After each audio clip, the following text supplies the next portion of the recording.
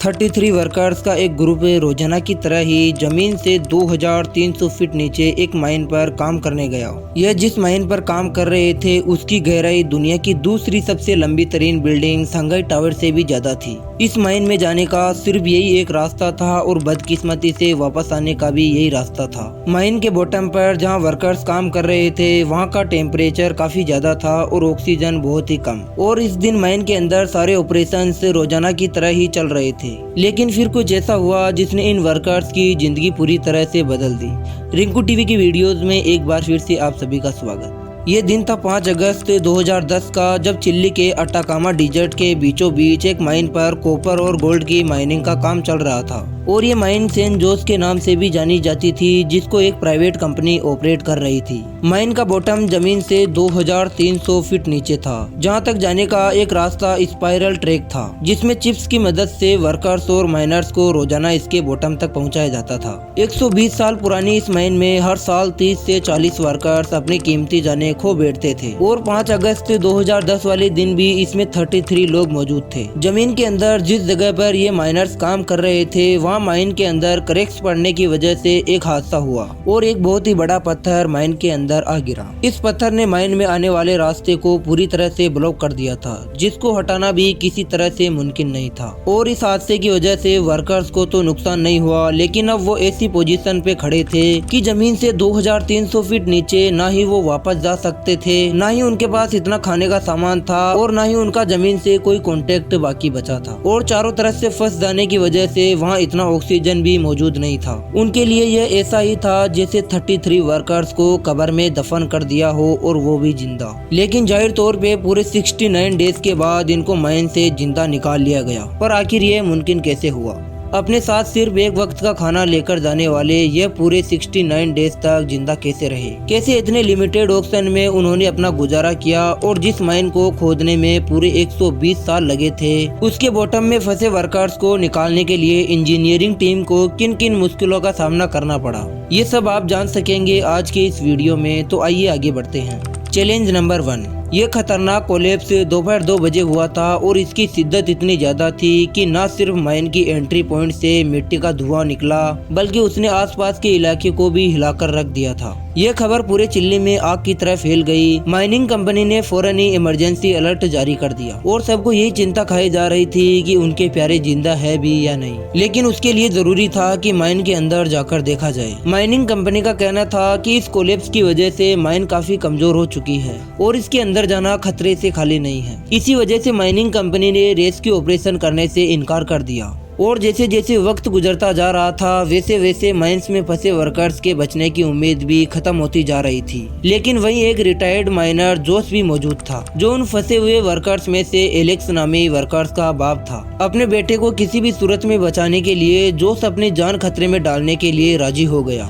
Challenge number 2। जब retired minor जोस अपनी गाड़ी में माइन के अंदर एंटर हुआ तो वहाँ का नजारा बिल्कुल ही अलग था। जोस का कहना था कि जगह जगह माइन में गहरे क्रैक्स पड़े हुए थे और अभी तक छोटे मोटे पत्थर गिरने का सिलसिला जारी था। और जोस जानता था कि माइन बहुत ही ज्यादा कमजोर है और किसी भी वक्त उसको नुकसान पहुंचा सकती है, लेकिन फिर भी वो अंदर जाता रहा। थोड़ा आगे जाकर जोस ने जो देखा वो उसके लिए यकीन करना बहुत ही मुश्किल था, क्योंकि उसका रास्ता एक मेगा स्टोन ने रोक लिया था। यह वही पत्थर था जिसने पूरी माइन को कोलैप्स किया था। और ये कोई आम पत्थर नहीं बल्कि डायराइट का एक बहुत ही बड़ा पहाड़ था। डायराइट एक ऐसा स्टोन है जो ग्रेनाइट से भी 2 गुना ज्यादा हार्ड होता है। एक अंदाजे के मुताबिक यह पत्थर 7 लाख टन जितना वजनी था, यानी इसका मास दुनिया की सबसे ऊंची बिल्डिंग बुर्ज खलीफा के मास से भी ज्यादा था। और अब यह तो तय था कि किसी भी सूरत में ना ही इस पत्थर को काटा जा सकता है और ना ही इसको हटाया जा सकता है। लेकिन क्योंकि जोस ने कई सालों इसी माइन में काम किया था, इसी वजह से उसको मालूम था कि इस माइन में वेंटिलेशन भी मौजूद है जो सीधा माइन के बॉटम तक जाता है। और उसके बाद जोस ने सर्च पार्टी इकट्ठी की और वेंटिलेशन सॉफ्ट से माइन के अंदर जाने की तैयारी शुरू कर दी। अभी वो लोग तैयारी ही कर रहे थे कि अचानक से एक और जोरदार धमाका हुआ।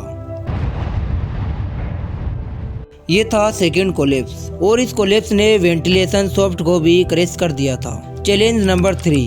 वेंटिलेशन सॉफ्ट क्रैश होने के बाद जोश अपने बेटे को बचाने की आखिरी उम्मीद भी खो बैठा था। इंसानों की टीम का माइन के अंदर जाने का अब कोई भी ऑप्शन नहीं बचा था और पूरे 24 घंटे गुजर चुके थे और अब ये मामला इतना वायरल हो चुका था कि चिली गवर्नमेंट को भी मैदान पर उतरना पड़ा, जिसके लिए चिली के माइनिंग मिनिस्टर लॉरेंस गोल्बोर ने माइन का विजिट करने के बाद एक हाई स्पीड ड्रिलिंग मशीन मंगवाई और ये मशीन वर्कर्स को बचाने की आखिरी उम्मीद थी। लेकिन इसके जरिए नीचे फंसे वर्कर्स को कैसे ट्रेस किया जाएगा, ये सवाल अभी भी सबको तंग कर रहा था। ऑपरेशन हेड राउल डगनिनो ने फैसला किया कि माइन में 3 हिस्सों में 6 इंच पाइप का होल किया जाएगा और कैमरे के जरिए वहां फंसे वर्कर्स का सुराग लगाया जाएगा। लेकिन एक मसला और भी था। ऑपरेशन हेड ने बताया कि जमीन में मौजूद ठोस पत्थर ड्रिलिंग पाइप को अपनी लोकेशन से हटा देते हैं, जिसकी वजह से हम अपने टारगेट को मिस कर सकते हैं। यह ऐसा ही था जैसे बास्केटबॉल को 2000 फीट दूर खड़े होकर गोल का निशाना लगाना। यानी 100 बातों की एक बात कि इस ड्रिलिंग से वर्कर्स को ढूंढने का चांस सिर्फ 1% था, लेकिन इसके अलावा और कोई ऑप्शन मौजूद नहीं था और जितना टाइम गुजरता जाएगा वर्कर्स के बचने का चांस उतना ही कम होता जाएगा और इसी वजह से ड्रिलिंग का काम स्टार्ट कर दिया गया। Challenge number 4। अब टोटल 7 दिन गुजर चुके थे और ड्रिलिंग का काम अभी भी चल रहा था।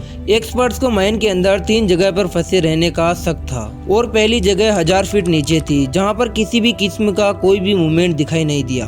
दूसरी जगह 1460 फीट नीचे थी, लेकिन वहां भी सिर्फ अंधेरे के अलावा कुछ नहीं था। माइनिंग लोकेशन पर मौजूद लोगों की बेकरारियां बढ़ती चली जा रही थी और धीरे धीरे वर्कर्स के बचने का चांस भी कम होता जा रहा था। ड्रिलिंग का काम रात दिन बगैर किसी ब्रेक के चल रहा था और अब बारी थी तीसरी और लास्ट लोकेशन पर ड्रिल करने की। यह जमीन से 2300 फीट नीचे थी, जहां पर एक छोटा रूम भी मौजूद था जिसको रिफ्यूज भी कहा जाता था। किसी भी हंगामी हालात में वर्कर्स रिफ्यूज में इकट्ठे हो जाते हैं, जहां पर 3 दिन का खाना भी मौजूद होता है। लेकिन यहाँ एक और मसले ने जन्म लिया और वो मसला था कि रिफ्यूज तक ड्रिलिंग पाइप को लेकर जाने में कम से कम 1 हफ्ते का वक्त लग सकता था। यानी पहले ही 1 हफ्ता गुजर चुका था और एक और हफ्ता लगने जा रहा था। अगर वर्कर्स रिफ्यूज तक पहुँच भी गए होंगे तो उनके पास सिर्फ 3 दिन का खाना मौजूद होगा। लेकिन अब क्योंकि कोई और चारा नहीं था, इसी वजह से ड्रिलिंग का काम एक बार फिर से शुरू हो गया। Challenge number 5। अब एक्सपर्ट्स को रिफ्यूज तक ड्रिलिंग पाइप को पहुंचाने के लिए एक और खास एंगल पर ड्रिलिंग पाइप को अंदर भेजना था, ताकि वो 2300 फीट के बाद सीधा रिफ्यूज को हिट करे। और एक खास एंगल निकाला गया और ड्रिलिंग का काम स्टार्ट हो गया और 7 दिन की ड्रिलिंग के बाद पाइप 2300 फीट तक पहुंच गया, लेकिन वहां भी अंधेरा ही था। मालूम पड़ा कि पाइप का निशाना रिफ्यूज से 100 फीट दूर जा लगा था और अब 14 दिन गुजर चुके थे और वर्कर्स के जिंदा रहने का चांस कम होने के बराबर ही बचा था और नाउम्मीद बुरी तरह से फैल चुकी थी और ऑपरेशन हेड ने रेस्क्यू मिशन को खत्म करने का ऐलान भी कर दिया था। लेकिन फिर चिली के माइनिंग मिनिस्टर लॉरेंस गोल्बोर ने अपनी जाती कैलकुलेशन से एक आखिरी बार ड्रिल करने की रिक्वेस्ट की और अब आखिरी बार ड्रिलिंग का काम स्टार्ट हो गया और फिर 3 दिन के बाद ड्रिलिंग पाइप एक बार फिर से 2300 फीट नीचे पहुंच गया था और अब पाइप को निकालकर कैमरे को भेजना था। लेकिन अचानक माइनिंग मिनिस्टर को पाइप में से एक अजीब सी आवाज सुनाई दी। पहले तो लगा कि शायद ये पाइप पर पत्थरों के गिरने की आवाज है, लेकिन फिर स्टेथोस्कोप को लगाकर चेक किया गया तो यह एक ऐसी आवाज थी जैसे कोई इंसान पाइप पर हथौड़े से मार रहा हो। और उसके बाद फौरन ही पाइप को बाहर निकालने का ऑपरेशन भी शुरू हो गया और 6 घंटे के बाद जब पाइप वापस आया तो उस पर एक ऐसी चीज लगी थी जिसको देखकर यकीन करना मुमकिन नहीं था। जी हाँ, पाइप पर एक रेड कलर का पेंट हुआ था और उस पर एक कागज का टुकड़ा चिपका हुआ था जिस पर लिखा हुआ था कि हम रिफ्यूज में फंसे हुए हैं और हम सारे वर्कर्स अभी तक जिंदा हैं। यह जानने के बाद वहाँ मौजूद लोग खुशी से रो पड़े। लेकिन जब 6 इंच के होल में कैमरा अंदर भेजा गया तो वहाँ क्या मंजर देखा गया। सिर्फ 3 दिन के खाने के साथ ये लोग 17 दिनों तक कैसे जिंदा रहे और 52 डेज तक इनको कैसे जिंदा रखा गया और 6 इंच के सुराग से इनको रेस्क्यू करना मुमकिन नहीं था। तो आखिर इनको पूरे 69 दिनों के बाद कैसे बाहर निकाला गया, ये आप जान सकेंगे वीडियो के पार्ट 2 में। उम्मीद है रिंकू टीवी का ये वीडियो भी आप लोग भरपूर लाइक करेंगे और शेयर करेंगे। मिलते हैं वीडियो के अगले शानदार पार्ट 2 में, तब तक के लिए जय हिंद।